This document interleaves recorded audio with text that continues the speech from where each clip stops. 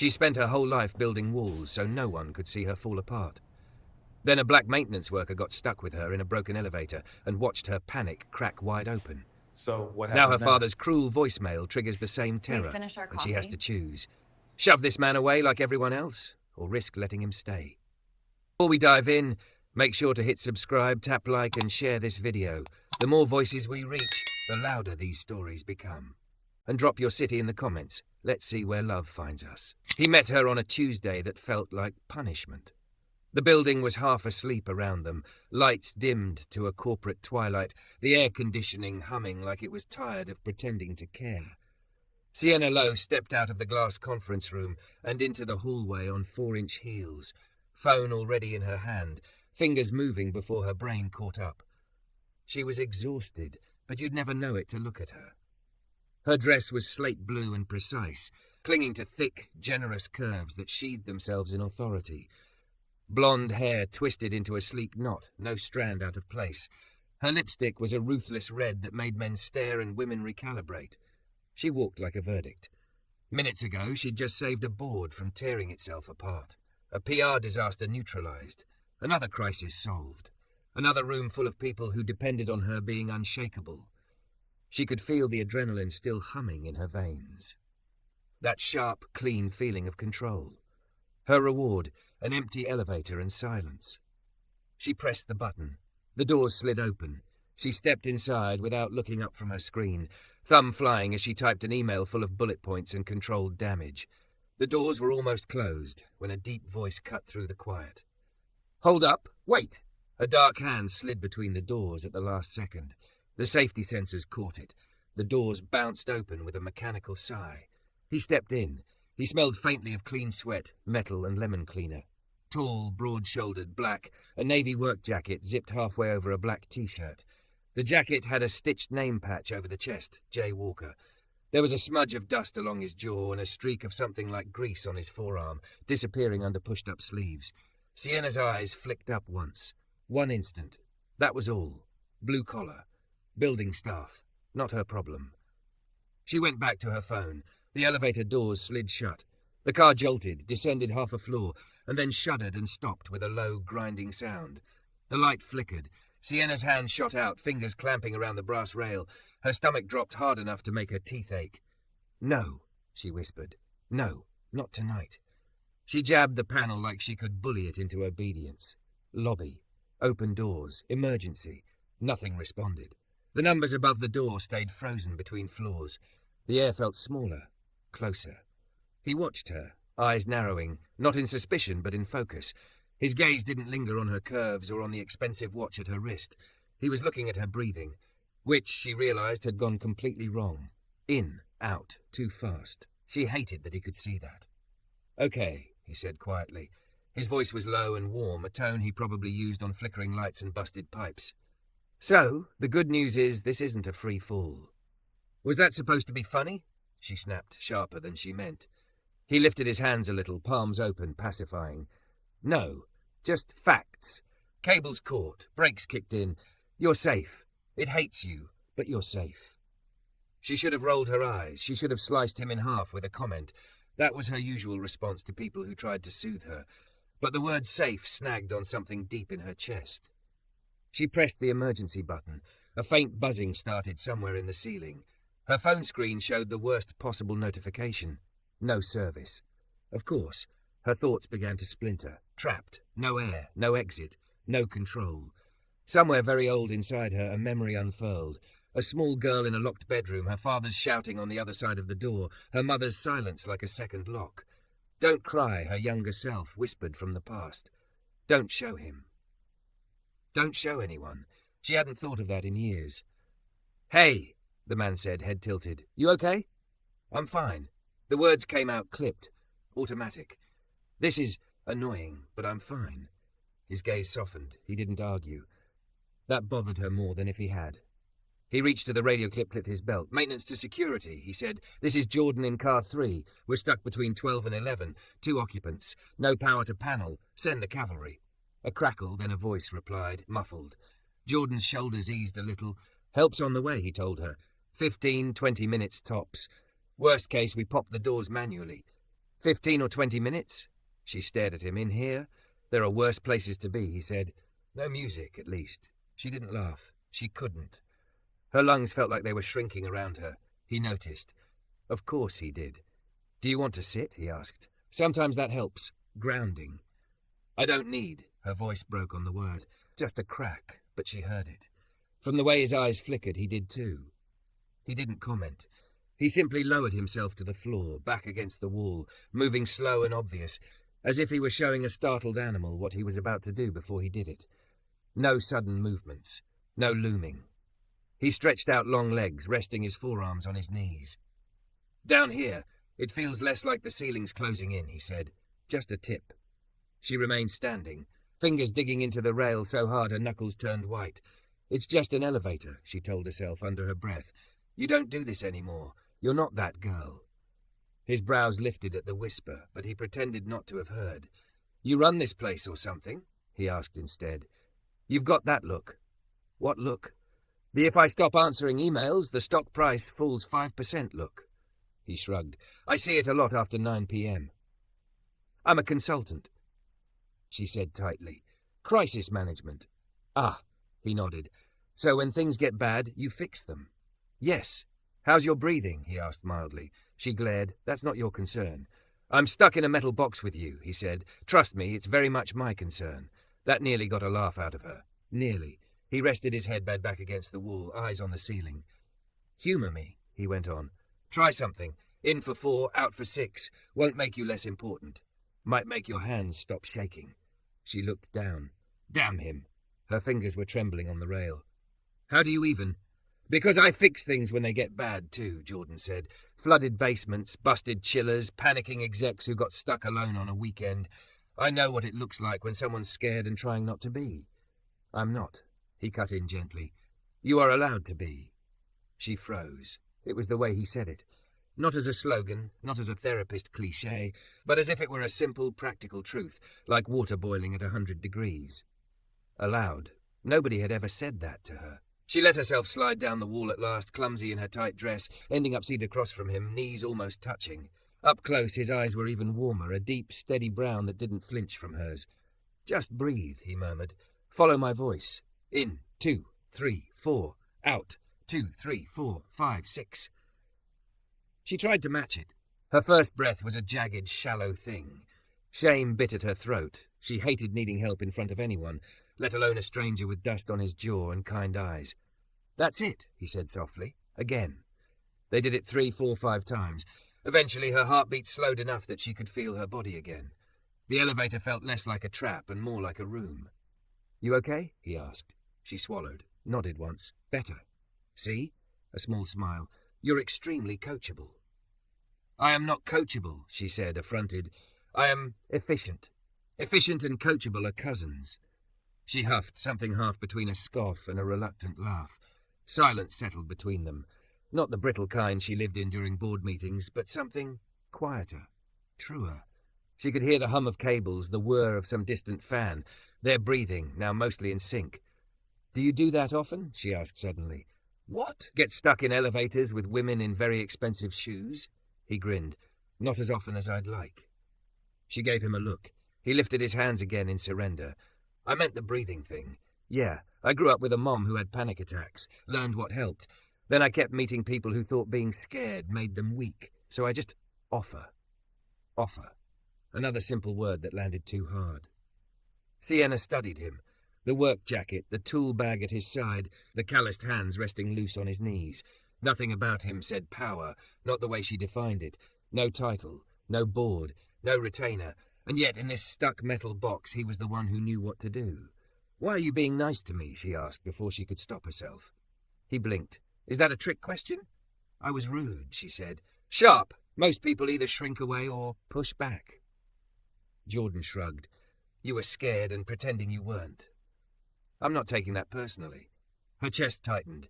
People usually took everything personally. Her calm, her distance, her efficiency, her refusal to be pliable. He'd seen straight through to the fear in less than 10 minutes. That was disconcerting. A thud reverberated above them. Metal on metal. The elevator shook slightly. That'll be them on the access hatch, he said. We're almost free. almost free. She should have felt nothing but relief. Instead, a strange, reluctant ache slid through her. Out there, she would have to stand up, put everything back on, the cool voice, the sharp wit, the perfect posture. In here, for 10 stolen minutes, a stranger had seen her crack and had not walked away. "Hey, Jordan," came a muffled shout from above. "You good down there, man?" "All good," he called back. "She's okay." The way he said it, "she's okay," made something melt, just a fraction, behind her ribs. The doors shuddered, then eased open with a groan onto a makeshift ledge between floors. 2 security guys peered in, one with a flashlight. "Ma'am, we'll get you up and out first," one said. Sienna gathered herself, smoothing her skirt, recomposing her face, mask on, walls back up. She turned to climb out, then paused, glancing back at Jordan. His eyes met hers. No pressure, no expectation, just the same steady warmth. "You're okay," he said quietly, for her alone this time. "You got through it." She hesitated. "Only because you stayed," she admitted, voice low. "Yeah," he said softly. "That's kind of my thing." He could have meant his job, the building, the elevator. But she knew, instinctively, that he meant something more dangerous. He stayed when people panicked. He stayed when they were messy and frightened and not in control. She climbed out, heels finding solid ground. The hall smelled of stale coffee and printer toner, familiar, safe, boring. She should have walked away without looking back. Instead, before the doors closed on him, she turned. "Thank you," she said. It felt strange, vulnerable, like handing over a weapon. Jordan nodded once, eyes never leaving hers. "Get home safe, crisis lady," he said. "Try not to solve the whole world before you sleep." The doors slid shut. Sienna stood in the hallway, heart beating slow and heavy, the ghost of his counting still in her chest. In 2, 3, 4, out 2, 3, 4, 5, 6. For the first time in a very long time, she realized she didn't feel alone. And that terrified her more than the elevator ever had. The next morning, Sienna told herself she'd imagined him. She walked into Hale and Bond with her usual armor, tailored black dress hugging her soft curves, hair in an even tighter knot, heels sharp enough to stab doubt. Her phone buzzed constantly, emails, meeting invites, a text from her assistant reminding her she had back-to-back calls until 7. Good. Busy was safe. But when she stepped into the lobby and saw the elevator bank, something in her chest tightened. Car 3. She knew exactly which one it was now. The memory flashed back in pieces. The jolt, the shaking hands, his voice counting her through the panic. "You're allowed to be scared." She took a breath, slow, controlled. That stupid exercise he'd taught her actually worked, which annoyed her more than anything. She headed for the stairs instead. By the time she hit the 6th floor, her thighs burned. She welcomed the discomfort. Physical pain was simple, predictable. You climbed, it hurt, it stopped when you stopped. Feelings didn't have that courtesy. At 11, a door opened unexpectedly. A man in a navy jacket stepped into the stairwell, head down over a clipboard. "Sorry," he started, then looked up. They both froze. Jordan's eyes widened a fraction, surprise flickering into something softer. His jacket was unzipped today, revealing another black t-shirt underneath. His forearms were bare, dusted with a few clean scars that made it obvious he worked with his hands for a living. There was a pencil tucked behind his ear, and he carried a coil of cable over one shoulder like it weighed nothing. "Hey," he said, slow smile forming. "It's you." Her heart did a strange, disobedient skip. "It's me," she said dryly. "And this is apparently the only staircase in the city. I mean, I practically live in these stairwells," he said. "You, though? I pegged you as an elevator person." "Not anymore," she muttered. His gaze flicked over her face, reading more than she wanted to give away. "Still stuck on last night? The metaphor is a bit on the nose, don't you think?" She deflected, moving to pass him. "Hold up." He shifted sideways, making room, but didn't move out of her way entirely. "I wanted to check in on you." "You don't even know me," she said. He leaned against the wall, casual, not blocking the stairs, so much as sharing the space. "I know you know how to talk down a board. I know you can't stand feeling trapped, and I know you apologized to me with your eyes before you apologized with your mouth." Her cheeks heated. "That's not—" "You don't owe me anything," he said quickly, palms lifting again. That open gesture. I've seen people get stuck in their heads after something like that. Didn't want you walking around thinking last night made you weak." "I don't think that," she lied. His mouth quirked. You do. You think every crack is a liability. Something brittle snapped inside her. And you think you can just diagnose strangers on stairwells because you fixed an elevator? I think, he said calmly, I had 10 minutes with someone who looked like the world relied on her never falling apart, and I want her to know that didn't scare me away. The stairwell went very quiet. He said it so simply. No grand declaration, no flirting edge, just truth. Sienna swallowed, the burn in her throat more emotion than exertion now. Why? She asked before she could stop herself. Why wouldn't it scare you? He hesitated, then shrugged one shoulder. Because I grew up around people who didn't have the luxury of pretending they were fine, he said.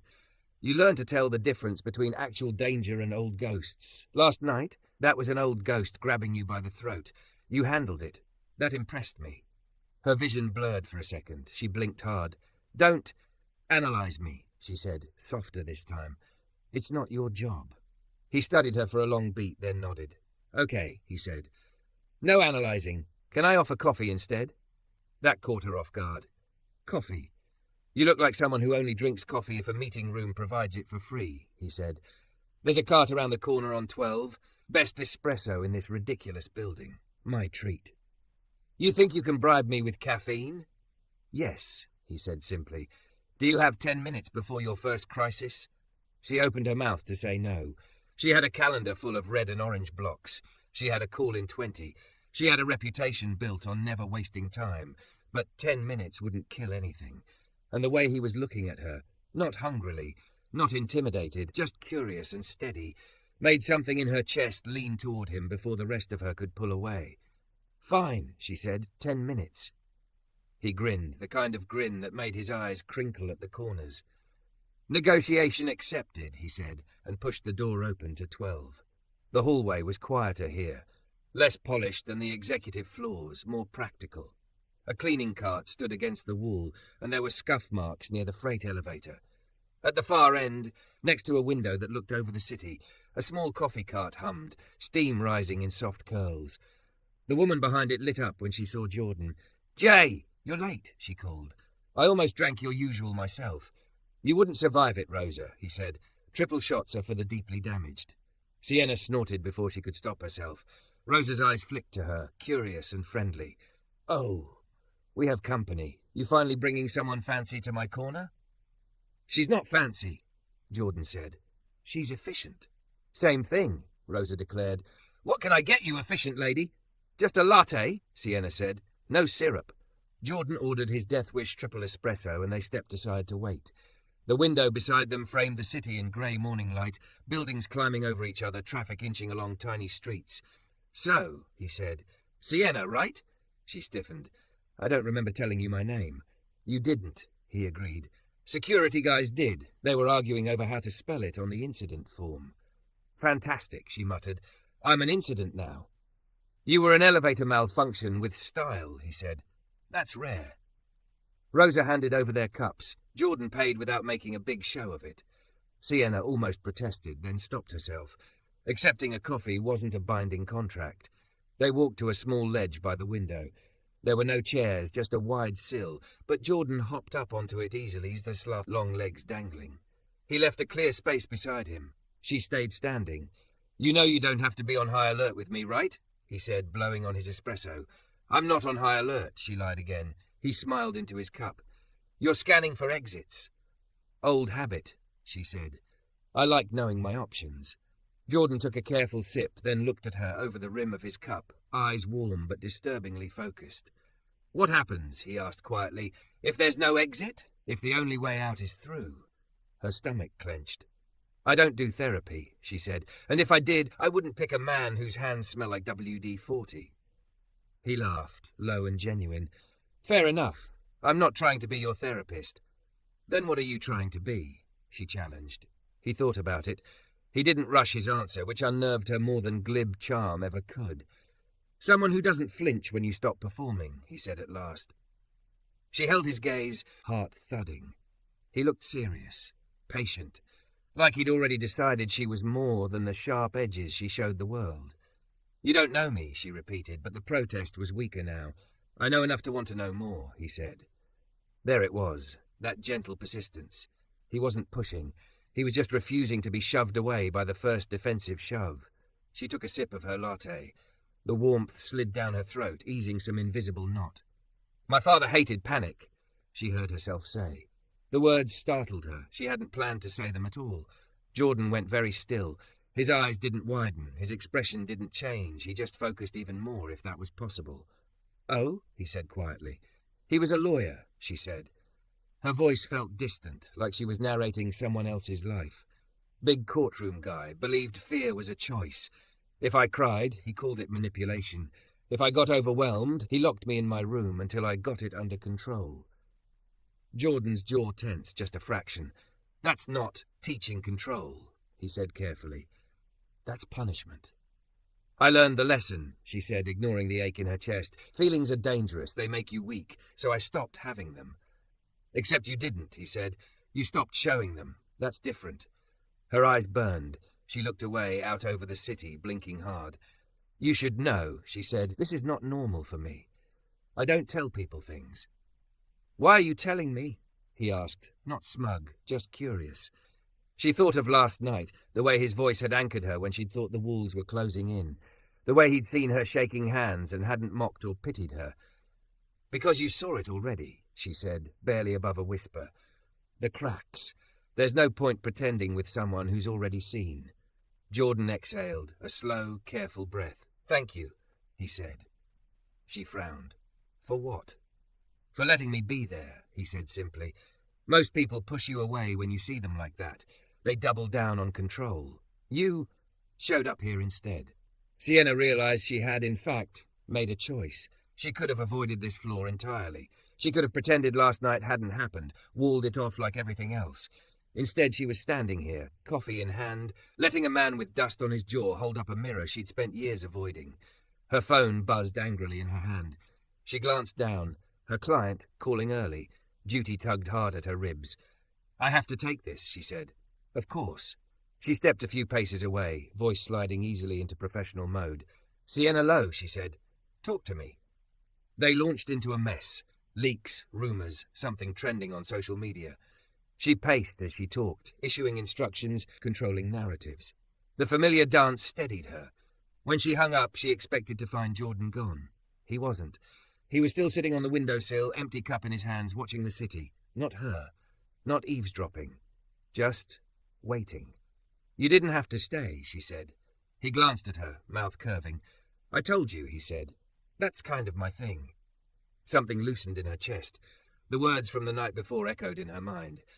"You're allowed to be scared now." Another truth layered on top. He'd seen through her walls, and he was still here. "That meeting you were talking about," he said. "You're going to walk in there like you own the place. You know that, right?" "I don't know how to walk any other way," she said. "Good," he said. "Just remember you're still allowed to be human afterward." Her throat tightened again. She checked the time. "I have to go." "Then go," he said gently. "I'll probably be fixing somebody's temperamental air conditioner when you get back." "You assume I'll come back," she said. He held her gaze, steady and sure. "I do," he said. She turned, heels clicking on the polished floor, every inch of her outwardly composed. But inside, something raw and fragile was shifting, reorienting. For the first time in years, she walked into a crisis, knowing that when the performance ended, there was someone in this building who'd seen the worst of her and hadn't run. He'd seen through her walls. And he'd chosen clearly, deliberately, to stay anyway. It didn't happen all at once. It happened in small, inconvenient ways that Sienna didn't know how to categorize. Like how she started leaving 10 minutes unscheduled between her afternoon calls just in case she passed the coffee cart on 12.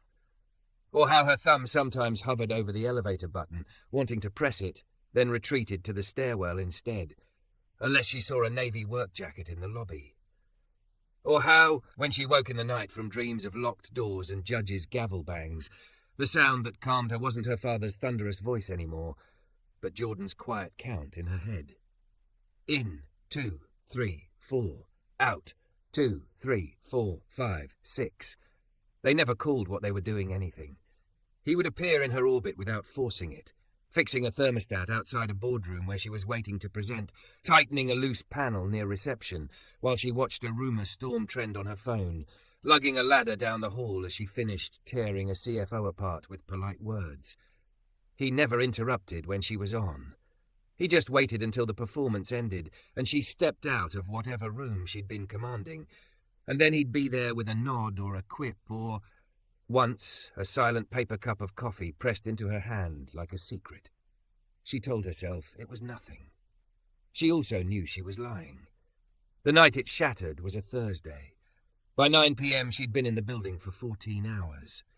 A story had broken online about her client's CEO, a grainy video, just enough truth to ignite everything. She'd spent the day putting out fires and the evening devising a strategy to walk that smug man back from the edge of his own ruin. By the time the board meeting started, her body ached. Her thick curves felt like armor that had grown too heavy. Her hair was still perfect, lipstick still sharp, dress still hugging her like a verdict, but inside she felt hollowed out. She won, of course. They always let her win. The board nodded, signed off. The CEO shook her hand too tightly and called her a lifesaver in front of everyone like it cost him nothing. It cost her. When it was done, she stepped out into the hallway, heels landing softly on the carpet. The building was in that strange limbo between late and too late. Cleaner carts parked, lights dim, the lobby below mostly empty. Her phone buzzed. A voicemail notification. She almost didn't listen. Then she saw the name. Dad. She pressed the phone to her ear, bracing herself. Sienna, his voice boomed from some echoing space she didn't recognize. I saw the news. You're in the middle of that mess, aren't you? I hope you're not letting them see you sweat. I told you when you were a kid, the moment they smell weakness, you're done. Don't you embarrass yourself. Don't you embarrass me. Handle it. The message ended with a click that felt like the shutting of a door from another lifetime. Something in her chest folded in on itself. She stood very still, phone still pressed to her ear, empty hallway stretching out on either side of her. Don't you embarrass me. Don't you embarrass yourself. She didn't realize she was walking until she hit the stairwell door. Her hand pushed it open. The cool, echoing air of the concrete space met her like a slap. She went down, not up. 1 flight, 2. Her breath shortened, shallow and fast. It wasn't the elevator, but it felt like falling anyway. On the landing between 10 and 9, she stopped. Her back hit the wall. Her knees wobbled. Not here, she thought desperately. Not now. But the old ghost was already there. You're weak, you're manipulating, you're too much. Feelings are dangerous. Her chest clenched so tight she could barely draw air. Her hands shook. The walls seemed to tilt inward just a fraction, enough to make her vision blur at the edges. Sienna? His voice came from above, a level up, disbelieving and worried all at once. Of course he'd be in the stairwell. She squeezed her eyes shut. Go away, she managed. Feet thudded on the steps. A second later he was there, a silhouette in navy against the dim stairwell light, breathing a little harder than usual like he'd come fast. I'm not going away, he said quietly. I said... Her voice broke. Rage flooded in to cover the fear. You don't get to... See this. I didn't invite. She gestured helplessly at herself, the tremor in her hands, the way her breath was coming in short, sharp grabs. He stopped 2 steps above her, staying lower than her eye line, making himself smaller. Okay, he said. I'm here, but I'm not in your face. You don't have to say anything. That's worse, she choked out. You just standing there, watching me fall apart. You're not falling apart, he said. You're having a response to a day that would break most people in half. She let out a sound that was half laugh, half sob. It was a voicemail, she said, bitter. From my father. I'm 32 years old, and a message on my phone can still do this to me. That's pathetic. It's human, Jordan said. What did he say? She almost told him it was none of his business. She almost shoved him away with words sharper than knives. Instead, the truth spilled out like the elevator had finally broken in the other direction. He told me not to embarrass him, she whispered, not to let anyone see me sweat. Same script he's been reading from my whole life. If I cried, I was manipulative. If I was scared, I was dramatic. So I learned to shut it all down, and now her voice dissolved. Tears flooded in without her permission, hot and unstoppable. Jordan didn't move closer. He didn't try to touch her. He sat down slowly on the step above her so she wouldn't feel cornered and rested his forearms on his knees. Now, he prompted gently when she didn't finish. Now I don't know how to be anything else, she said, the words torn raw from somewhere deep. I don't know how to be messy or honest, or God, even this feels like failure. You see me like this, and part of me is already bracing for you to change your mind, to decide I'm too much trouble. The stairwell hummed around them. Somewhere far away, a door slammed. A cart rattled, the city breathed. Jordan let a long beat pass. Then he spoke, voice steady as ever. I didn't like you because you were invincible, he said. I liked you because you were trying so damn hard to hold yourself together. You think I didn't see the cost of that the first night? She pressed the heel of her hand to her eye, frustration and grief tangled together. You saw the cracks, she said hoarsely. People see the cracks and leave. He shook his head once, slowly. Some people do, he said. Some people only want the performance, the perfect control. That's not me. You cried in a stuck elevator and still walked into a boardroom the next day and saved a company that doesn't deserve you. That's not too much. That's extraordinary. And also exhausting as hell. A wet, shaking laugh escaped her in spite of herself. You make it sound noble, she said. I'm saying you don't have to do it alone, he replied. You don't have to let me fix anything. This isn't my job to fix. But I can sit in the stairwell with you while the worst of it hits. I can be the one person in this building who doesn't need you to be bulletproof. Her chin trembled. What if I don't know how to need anyone? Then we learn, he said simply. Slow, on your terms. She turned her head far enough to meet his eyes. They were full of something that scared her more than her father's anger ever had. Patience. You're really not going to run? She asked. I told you, he said. Staying is my thing. She let herself slide down the wall until she was sitting on the landing, knees bent, expensive dress wrinkling without her caring. After a moment, Jordan moved down a step, far enough to sit beside her, close but not touching, his presence solid and warm. He started counting soft, so only she could hear, in 2, 3, 4, out 2, 3, 4, 5, 6. She matched him. Her breaths were jagged at first, then steadier. The tears slowed, the tight band around her chest loosened. At some point, she wasn't sure when, her shoulder brushed his. He didn't flinch. He just kept counting, letting the contact be her decision. After a long time, she spoke again. I don't know how to do this halfway, she said, with people. I'm either in total control, or I'm trapped in an elevator about to scream. Then maybe we don't think of it as control, he said. Maybe we think of it as trust. Not all at once, one small piece at a time. You can keep your walls, just maybe put in a door. A door, she repeated, skeptical. Yeah, he said, finally turning his head to smile at her. One I promise not to kick down. I'll knock. You decide when to open it. A quiet, incredulous laugh bubbled up through her exhaustion.